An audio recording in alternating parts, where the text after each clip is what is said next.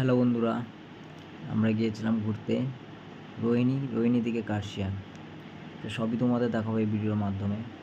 জায়গাটা খুবই সুন্দর, কারণ সেখানে না গেলে বুঝতেই পারতাম না এই পরিবেশে বসে থাকা মানে কত যে শান্তির ব্যাপার, সেটা গেলেই বোঝা যাবে। তোমরাও এসো। মন্দিরে আমরা প্রবেশ করে সেখানে ঠাকুরকে প্রণাম করলাম, তারপরে আমরা ঘুরতে শুরু করলাম এদিকে ওদিকে। আমার বন্ধু চলে গেল শৈশবকালের ক্ষেত্রে। সেখানে সে বটগাছে ঝুলতে শুরু করলো। সে পারল না, না পেরে বাচ্চাটার কাছ থেকে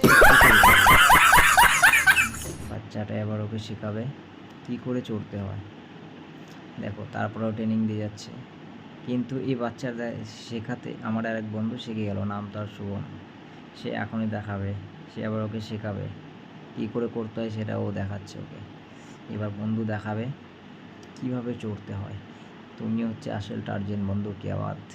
পরে মুভিটা তোমাকে দিয়ে আমি করাবো, চাপ নিও না, ঠিক আছে? তারপর কিছু বলতে যাচ্ছে, ঠিক আছে, কিন্তু বলেনি। সে ভিডিও করেই যাচ্ছে আর নিজের ফেসের দিকে কী যে ভিউ দেখালো বুঝতে পারলাম না। তবে পরের ভিউগুলো সে ভালোই ভিডিও করেছে, তার জন্য থ্যাঙ্কস। পরের ভিউগুলো দেখে নাও। এখানে সবাই আমরা একটু অন্যরকম স্টাইলে ভিডিও করেছি, যে যার স্টাইল ধরে রাখার চেষ্টা করেছে। এবার সেই বন্ধু ভালো ভিউ তুলে ধরেছে, তার জন্য আমি বড় কৃতজ্ঞ তোমার কাছে বন্ধু, ঠিক আছে? আর আমাদের বজরংবলী আছে এখানে, বজরংবলী এখানে বিরাজমান।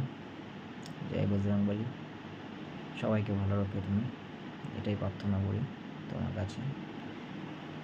তারপরে সারাদিন এনজয় করার পর বাড়ি ফেরার পথে যখন আসবো, সেখানে রাতের বেলায় পাহাড় মানে সে অপরূপ এক সুন্দর দৃশ্য, যা একদম মন ভরে গেল দেখে। আসতে ইচ্ছা হচ্ছিল না, মনে হয় থেকে যায়। তবে অবশ্যই পরে সেভাবে চিন্তা ভাবনা করে যাব, অবশ্যই থাকার চেষ্টা করব।